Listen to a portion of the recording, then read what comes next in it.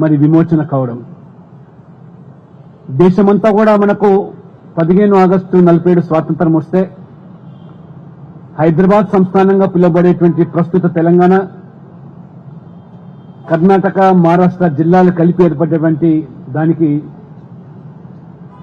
ఆ నిజాం రాజుగా వివరిస్తూ ససేమిరా ఈ ప్రాంతాన్ని, సంస్థానాన్ని భారతదేశంలో విలీనం చేయమని, ప్రత్యేకంగా పాకిస్తాన్ కు అనుబంధంగానో ఒక ఇస్లాం రాజ్యంగా కొనసాగిస్తానేటువంటి మొండివంతనంతో శాసనం సాగించి తిరగబడ్డ ప్రజల మీద పైశాచికంగా వారు జరిపినటువంటి అరాచకాలు, అత్యాచారాలు, మహిళల మీద దాడులు, మానభంగాలు, దోపిడీ, దొమ్మిలు, ఒక ప్రైవేటు సైన్యం, రజాకర్ల సైన్యం ఏర్పాటు చేసి ఏ రకమైనటువంటి క్రూరత్వానికి పాల్పడ్డారో, పైశాచిక ఆనందం పొందారో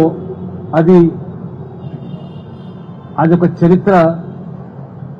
మహిళలు ఆ రోజు చాకలి ఐలమ్మ, దొడ్డి కొమరయ్య, కొమరం భీం, షోయబుల్లా ఖాన్, తురెబాజ్ ఖాన్ వీళ్ళందరూ కూడా నిజాం యొక్క ఆలోచన విధాన్ని వ్యతిరేకించి భారతదేశంలో కొనసాగలం చేసిన పోరాట ఫలితమే ఆ రకంగా సర్దార్ వల్లభాయ్ పటేల్ చొరవ, మరి ఆపరేషన్ పోలో పేరు మీద నిజాంను లొంగదీసి 13 మాసాల పోరాటం, అది గొప్ప చరిత్ర. ఆ చరిత్రను వక్రీకరించడం మరి గత ప్రభుత్వాలు సమైక్య పాలనలో తెలంగాణ రాష్ట్రం వచ్చిన తర్వాత కూడా జరగకపోవడము, ఇది తెలంగాణ ప్రజలను ఎంతో మరి దుఃఖానికి గురి చేస్తా ఉన్నది. ఆ యొక్క వీరోచిత పోరాటం యొక్క మర్రి చెట్టు ఇది సజీవ సాక్షి ఆ రోజు. కాబట్టి పరకాల జలియన్వాలా బాగు తరపించినటువంటి ఉదంతం, బైరాన్పల్లి ఆ గ్రామస్తులు రజాకార్ల సైన్యాన్ని ఈ యొక్క రక్షణ దళాలు ఏ రకంగా తిప్పికొట్టాయో, మహిళలు, ఆ బూర్జే సజీవ సాక్షి. అవన్నీ కూడా ఎగ్జిబిషన్ లో చక్కగా చూసాం. భావి తరాలకు ఇది కనువిప్పు కావాలి. అమరవీరులకు నివాళులు అర్పిస్తూ ఇంకా ఈ పాఠ్యాంశాల్లో జోడించాలనేది తెలంగాణ ఈ ప్రాంత ప్రజల ఆకాంక్ష. తప్పకుండా సంపూర్ణ విశ్వాసం ఉంది నరేంద్ర మోదీ గారు, ప్రభుత్వము భావి తరాలకు ప్రేరణ కల్పించే విధంగా ఈ కార్యక్రమాన్ని పెరేడ్ గ్రౌండ్స్ లో రేపు 17 సెప్టెంబర్ నాడు సాంస్కృతిక శాఖ మంత్రులు షెకావత్ గారు, కేంద్ర మంత్రివర్యులు కిషన్ రెడ్డి గారు, అదేవిధంగా కేంద్ర హోంశాఖ సహాయ మంత్రి బండి సంజయ్ గారు ఈ కార్యక్రమంలో వారు పాల్గొంటున్నారు. అన్ని దళాలు కూడా ఇందులో పెద్ద ఎత్తున వాళ్ళు కవాతులు నిర్వహించి ప్రజలకు ఈ చరిత్ర వెలుగు తీసుకొచ్చినట్టు అందరూ కూడా కేంద్ర ప్రభుత్వానికి, ప్రత్యేకంగా తెలంగాణ ప్రజల తరఫు కూడా వారికి ధన్యవాదాలు చెప్తూ సెలవు తీసుకుంటాం. అందరికీ నమస్కారం. 17th సెప్టెంబర్ తెలంగాణ విమోచన దినోత్సవాన్ని కేంద్ర ప్రభుత్వం అధికారికంగా జరపాలని చెప్పి నిర్ణయించిన తర్వాత, తెలంగాణ రాష్ట్ర ప్రజలకు మాట ఇచ్చిన తర్వాత నరేంద్ర మోడీ గారి ప్రభుత్వం, శ్రీ అమిత్ షా గారి కేంద్ర హోంశాఖ మంత్రులు శ్రీ అమిత్ షా గారి నేతృత్వంలో గత సంవత్సరం కూడా ఈ తెలంగాణ విమోచన దినోత్సవాన్ని ఇదే పరేడ్ గ్రౌండ్స్ లో చాలా బ్రహ్మాండంగా తెలంగాణ ప్రజలందరి సమక్షంలో నిర్వహించడం జరిగింది. ఈసారి కూడా తెలంగాణ విమోచన దినోత్సవాన్ని కేంద్ర ప్రభుత్వం నరేంద్ర మోడీ గారి యొక్క ఆదేశాల మేరకు, అమిత్ షా గారి సూచన మేరకు central tourism, cultural tourism department శాఖతో పాటు హోంశాఖ కూడా దీని భాగస్వామ్యమై ఈ కార్యక్రమం నిర్వహిస్తున్నది. దానిలో భాగంగా ఈరోజు సెంట్రల్ బ్యూరో ఆఫ్ కమ్యూనికేషన్ వారి ఆధ్వర్యంలో ఫోటో ఎగ్జిబిషన్, ఈరోజు చాలా బ్రహ్మాండంగా ఉంది ఫోటో ఎగ్జిబిషన్. దీన్ని ప్రజలందరూ కూడా, ముఖ్యంగా అన్ని విద్యా సంస్థల యాజమాన్యాలు, అన్ని కుల సంఘాలు కూడా ప్రత్యేకంగా ఈ ఫోటో ఎగ్జిబిషన్ చూడాల్సినటువంటి బాధ్యతను మనం గుర్తించాల్సిన అవసరం ఉంది. గత తరాన్ని మనం చూస్తున్నామంటే, తెలుసుకుంటున్నామంటే భావి భారత తరాలకు, రాబోయే తరాలకు ఒక నాంది వేసుకోవడమే, ఒక మంచి భావి తరాలకు నాంది వేసుకోవడమే. ఫోటో ఎగ్జిబిషన్ లో తెలంగాణ ఉద్యమ సమయంలో నిజాం నిరంకుశ పాలనకు వ్యతిరేకంగా తెలంగాణ విమోచనాన్ని, తెలంగాణ విమోచన దినోత్సవాన్ని ఎందుకు జరుపుకుంటున్నాం, మనం ఎందుకు జరుపుకోవాల్సి వస్తుందని చెప్పి ఈ ఫోటో ఎగ్జిబిషన్ ద్వారా పూర్తిగా అన్ని విషయాలను మనకు కళ్ళ కట్టినట్టుగా చూపడం చాలా అద్భుతంగా బ్రహ్మాండం కూడా. నిజాం నిరంకుశ పాలనలో ప్రజలు ఏ విధంగా ఇబ్బంది పడ్డారు, వాళ్ళ త్యాగాలు ఏంది, ఏ విధంగా అవమానపడ్డారు, ఏ విధంగా ప్రజలను రాచి రంపాన పెట్టారు, ఏ ఉద్యమకారుడు, ఏ నాయకుడు ఆ రోజు తెగించి పోరాటం చేశారు, ఏ ప్రాంతంలో పోరాటాలు జరిగినాయి, ఏ విధంగా మనం విముక్తి మనకు కలిగింది, అన్ని విషయాలను కూడా మన కళ్ళ కట్టినట్టుగా ఈ ఫోటో ఎగ్జిబిషన్ ద్వారా మనం చూపెట్టే ప్రయత్నం చేస్తాం. ఎందుకంటే 70 సంవత్సరాల నుంచి కనీసం తెలంగాణ విమోచన దినోత్సవం గురించి చర్చించే పరిస్థితి ఈ తెలంగాణ రాష్ట్రంలో గతంలో లేదు.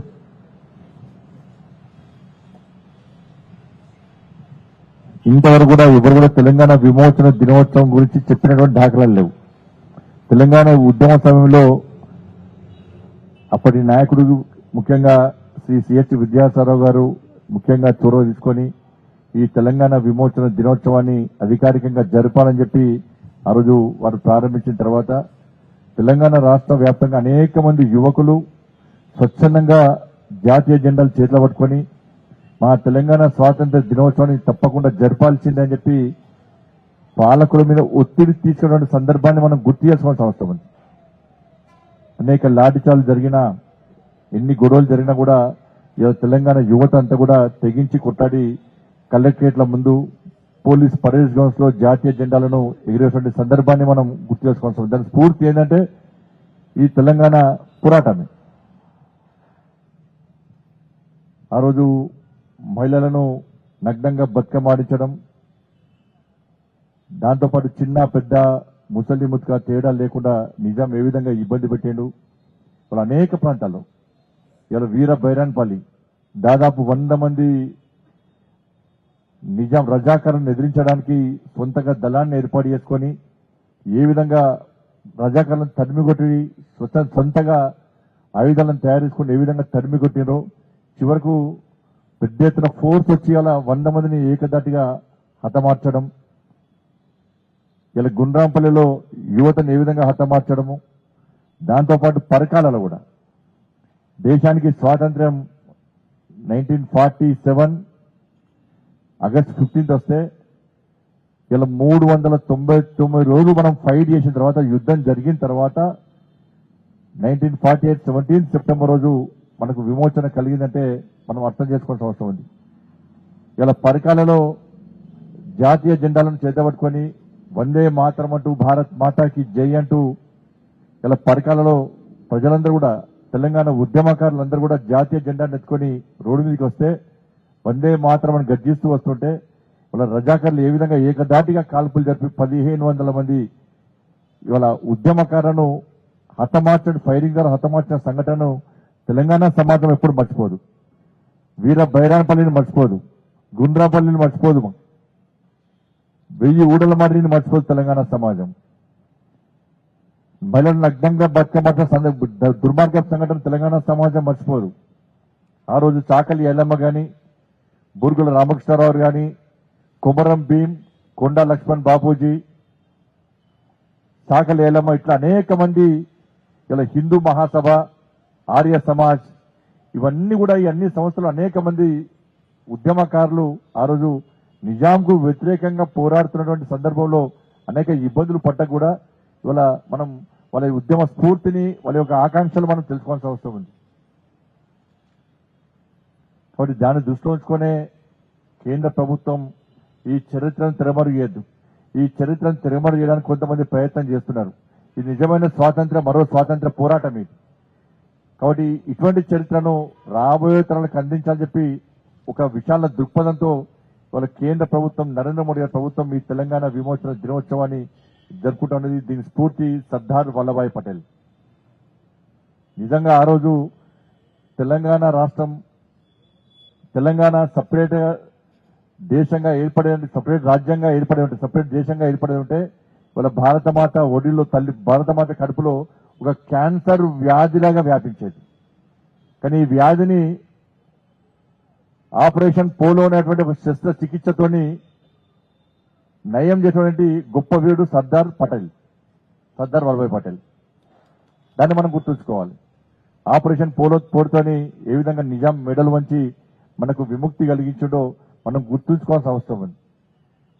కాబట్టి ఆ రోజు నుంచి ఈ రోజున కూడా సర్దార్ పటేల్ చరిత్ర కూడా చెప్పేటువంటి పరిస్థితి లేదు.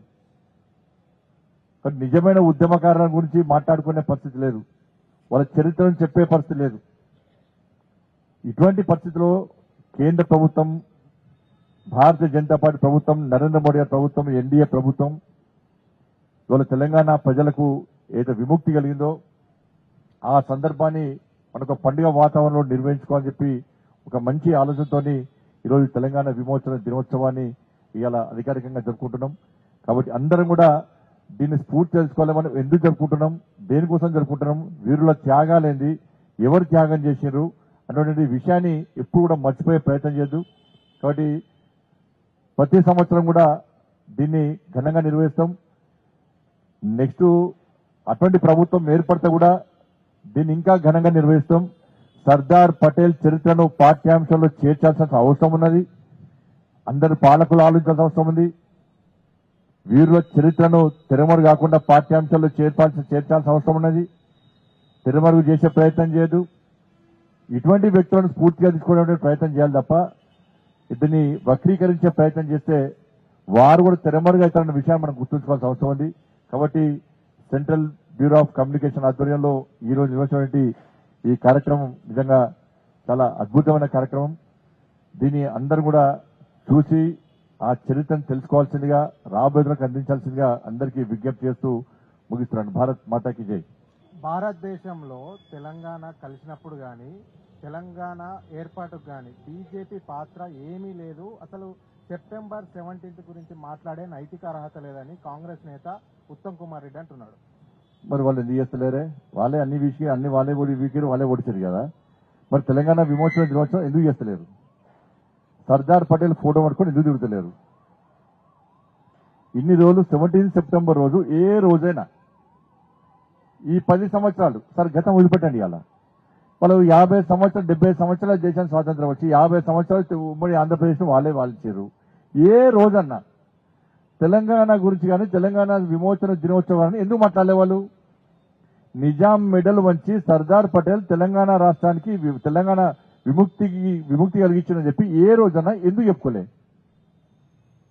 17 సెప్టెంబర్ రోజు ఇవాళ మేమందరం కాళ్ళు చేతులు ఉన్నాయి, తలకాయలు వలిగినాయి, పోలీసు వాళ్ళు లాఠీచార్జ్ చేశారు, పరేడ్ లో పోలీస్ వాళ్ళని చేతులకు జెండాలు ఎగిరేసినాం, కలెక్టరేట్ మీద జెండాలు ఎగిరేసినాం. 17 సెప్టెంబర్ అంటేనే మేము గుర్తొస్తాం మరి ప్రజలకు. మరి వాళ్ళెందుకు గుర్తురాలే? వాళ్ళెందుకు గుర్తించుకున్నారు? ఇన్ని 50 సంవత్సరాలు ఏ ఒక్క రోజైనా కాంగ్రెస్ పార్టీ చాకాయలమ్మని గుర్తు చేసుకున్నదా? బూరుగుల రామకృష్ణ గుర్తు చేసుకున్నదా? రామ్జీ గోండు గుర్తు చేసుకున్నదా? కోమరం భీమును గుర్తు చేసుకున్నదా? ఆర్య సమాజం గుర్తు చేసుకున్నదా?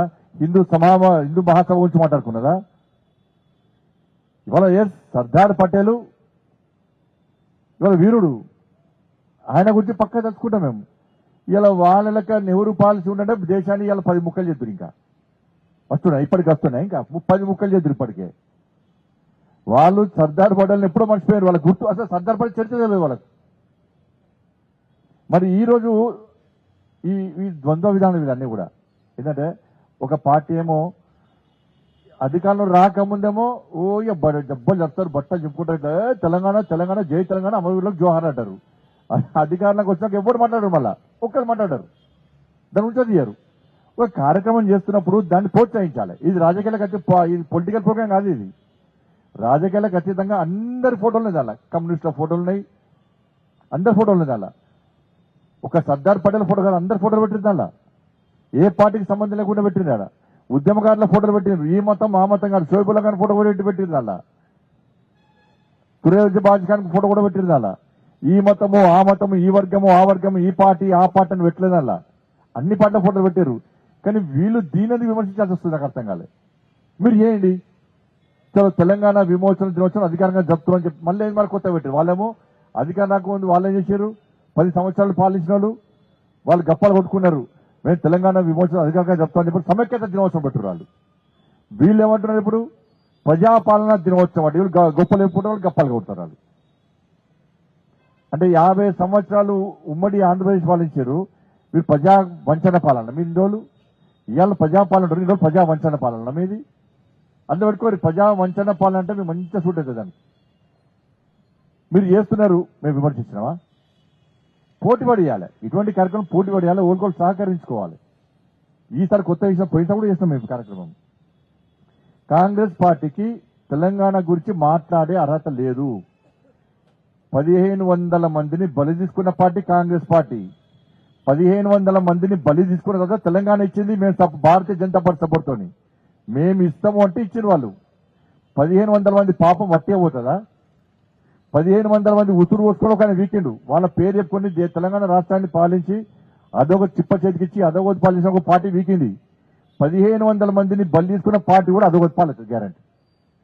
వీళ్ళ త్యాగాలను వీళ్ళ గొప్పతనాన్ని ఇవాళ సుష్మా స్వరాజ్ గారు అయితే పార్లమెంట్ వేదికగా వాళ్ళ గొప్పతనం చాటి చెప్పిండ్రో అటువంటి వాళ్ళకి నెక్స్ట్ అవకాశం ఉంటుంది. రాసి పెట్టుకుంటుంది. మీకు రాష్ట్ర ప్రభుత్వం లేఖ రాసిందంట కేంద్ర మంత్రులకి. ఆ లేఖ మీకు అందిందా? మీరు అటెండ్ అవుతారా రేపు ప్రజాపాలన దానికి? లేఖ అందింది, ఎందుకంటే అందింది. మరి మా లెక్క కూడా అందిందా వాళ్ళకు? లేఖలు కాదు, కార్యక్రమం ఇక్కడ చేస్తున్నాం అక్కడ చేస్తున్నాం, మంచిదే. మేమేమంటున్నాం అంటే తెలంగాణ విమోచన దినోత్సవం పేరు జరపండి. మీరు ప్రజాపాలన ఏంది? మేము అంతకుముందు ఏమన్నాం, తెలంగాణ విమోచన దినోత్సవం ఒకటే మాడుతున్నాం మేము. ఇవాళ ప్రభుత్వం వచ్చినా ప్రభుత్వం లేకున్నా రేపు ప్రభుత్వం వచ్చినా కూడా మాది ఒకటే లైన్, తెలంగాణ విమోచన దినోత్సవం. వాళ్ళక మరి కాంగ్రెస్ పార్టీ వాళ్ళు మాట్లాడుతున్నారు కదా, మరి అంతకుముందు సమైక్య రాష్ట్రంలో మేము కొట్లాడినప్పుడు ఇదే కాంగ్రెస్ పార్టీ నాయకులు తెలంగాణ విమోచన దినోత్సవాన్ని మేము జరపాల్సిందే అని ఒకరిద్దరు మాట్లాడారు కదా. మరి విమోచన దినోత్సవాన్ని పేరు మార్చడానికి కారణం ఏంది? ఎవరికి పేరు వస్తుందని ఆయన సమైక్య అంటాడు. అప్పడానికి ఎవరు సమైక్యం లేడు, ఈయన ఒక్కడే పోటీగా వచ్చి సమైక్యంగా చేస్తాడు. ఆయన గప్పాలు కొట్టుకున్నాడు. ఇక ఇన్ని రోజులు ప్రజాపాలన లేదు, ప్రజా వంచన పాలన కాబట్టి ఇప్పటి ప్రజాపాలన అందిస్తామని వీళ్ళు గొప్పలు చెప్పుకుంటున్నారు. అది గప్పాల ప్రభుత్వం, గప్పాల ప్రభుత్వం, ఈ గొప్పలు చెప్పుకునే ప్రభుత్వం ఇది. ఓవైసీ మమ్మల్ని విమర్శించినా గానీ మేము ఎంఐఎంకు మిత్రపక్షమే అంటున్నాడు సీఎం రేవంత్ రెడ్డి. ఇప్పుడు ఒక్కటి మీరు దాన్ని చూడండి, ఫోటో ఒకటి దాని ఫోటో చూడండి. ఎంఐఎం అంతకుముందు ఎంఐఎం పార్టీ పేరు తెలుసా మీకు? రజాకర్ దళం. మీరు ఆ ఫోటో ఉండే దాన్ని చూడండి. ఎంఐఎం అనేది తర్వాత ఎంఐఎం పార్టీ ఆరు నిజాం పాలనలో ఎంఐఎం పార్టీ రజాకర్ల దళం పేరుతోని పార్టీ ఉండే. రజాకర్ల దళం అంటే ఎవరి కొమ్ము కాసేది, ఎవరిని చంపడానికి? ఏ మహిళలు నగ్నంగా బతుకమ్మలాడిచ్చారు? ఏ దళము ఇలా ఊచకొత కోసారు? ఏ దళం భైరాన్పల్లిలో వీర భైరాన్పల్లి ఊచకొత కోసారు 100 మందిని? ఏ రజాకర్ల దళం ఇవాళ గుండ్రాంపల్లిలో హత్య చేశారు, హతమార్చారు? ఏ రజాకర్ల దళం ఇలా పరకల్లో 1500 మంది హతమార్చారు? అదే రజాకర్ల దళం ఇలా ఎంఐఎం పార్టీ అయింది. వాళ్ళ అదే రజాకర్ల దళం ఎంఐఎం పార్టీ అయింది. ఇలా 17 సెప్టెంబర్ మనకి తెలంగాణ విమోచన దినోత్సవం జరుపుకుంటున్నాం. ఇటువంటి తరుణంలో ఎంఐఎం పార్టీని ఒక ముఖ్యమంత్రి స్థాయి వ్యక్తి పోవడము, ఇది ఏం సంకేతాలు ఇస్తున్నారు అంటే 17 సెప్టెంబర్ తెరమరు చేయడానికి, 17 సెప్టెంబర్ ప్రాధాన్యతను తగ్గించడానికి వాళ్ళ కేంద్ర ప్రభుత్వం నరేంద్ర మోడీ ప్రభుత్వం 17 సెప్టెంబర్ ఘనంగా నిర్వహిస్తుంది కాబట్టి, పరేడ్ జరుగుతుంది కాబట్టి దాని ప్రాధాన్యత తగ్గించడానికి ఇలా తెలంగాణ విమోచన దినోత్సవాన్ని అవాస్పాలు చేయడానికి ఇలా కాంగ్రెస్ పార్టీ, గతంలో బీఆర్ఎస్ పార్టీ చేసింది, ఇలా కాంగ్రెస్ పార్టీ చేసింది. ఎంఐఎం పార్టీ రజాకర్ల పార్టీ. ఇలా జై పాలస్తీనా, జై పాకిస్తాన్ అనేటువంటి ఒక ఎంఐఎం పార్టీకి వత్తాసు పలకడం ఇవాళ ఈ కాంగ్రెస్ పార్టీ యొక్క దురహంకారానికి, దుర్మార్గానికి ఇది ఒక పరాకాష్ట. ఇది ఇలా వాళ్ళ నాయకుడు ఆడ చెప్తున్నాడు, దేశాన్ని 3 ముక్కలు చేస్తాను అని పట్టుకొని ఆడవాళ్ళ చేతులు చెప్తున్నాడు వాళ్ళ నాయకుడు పోయి, రాహుల్ గాంధీ పోయి. యథా రాజా తదా ప్రజ. ఆయన అక్కడ ఈయన ఇక్కడ ఓవేసీ. కానీ ద్వంద్వ విధానం కాంగ్రెస్ పార్టీ మొదటి కాంగ్రెస్ పార్టీ మోసాల వల్లనే కదా నెహ్రూ యొక్క దుర్మార్గ పాలనలో దేశం 3 ముక్కలైంది. కాబట్టి ఇక 10 ముక్కలు కావాలని కాంగ్రెస్ పార్టీలు బాధపడుతుంది పాపం. వాళ్ళ బాధ అంతా అదే పాపం. మేము 10 ముక్కలు చేద్దాం అనుకున్నాం. ఇలా సర్దార్ పటేల్ మధ్యలో వచ్చి అట్లా కాకుండా చేసిండు. సర్దార్ పటేల్ అంటే కాంగ్రెస్ పార్టీకి కసి, కోపం, వాస్తవం కూడా.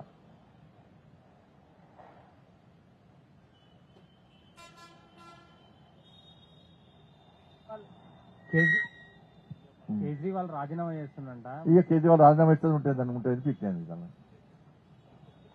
మనం 17 సెప్టెంబర్ నుంచి మాట్లాడుకుందాం మంచిగా పండుగ వాతావరణంలో. ఎల్లుండి మీరందరూ కూడా మీ పిల్లలు తీసుకోరండి, కెమెరాలు కానీ రిపోర్టర్ కానీ మీ పిల్లలు తీసుకోరండి. అంత మంచి photo exhibition central bureau of communication ఆధ్వర్యంలో, దాంతోపాటు కేంద్ర సెంట్రల్ కల్చరల్ టూరిజం డిపార్ట్మెంట్ వారి ఆధ్వర్యంలో, మినిస్ట్రీ ఆధ్వర్యంలో మంచి ప్రోగ్రామ్ అవుతుంది. ఎల్లుండి గజేంద్ర షెకావత్ గారు వస్తున్నారు, కిషన్ రెడ్డి గారు వస్తున్నారు, సిఆర్పీఎఫ్ పోలీస్ దళాల ఆఫీసర్స్ డీజీలు అందరూ కూడా ఢిల్లీ వస్తున్నారు. ఒక పండుగ వాతావరణం జరిపించుకుందాం. ఇక రేపటి వారు తిట్టినా వాళ్ళ విజ్ఞతగా తెలుస్తాం. తిట్లు పనిచేయండి. కాంగ్రెస్ వాళ్ళకి ఇంగిత జ్ఞానం నైతిక విలువ ఉంటే అక్కడ ప్రోగ్రామ్ అయితే వచ్చి చూడండి.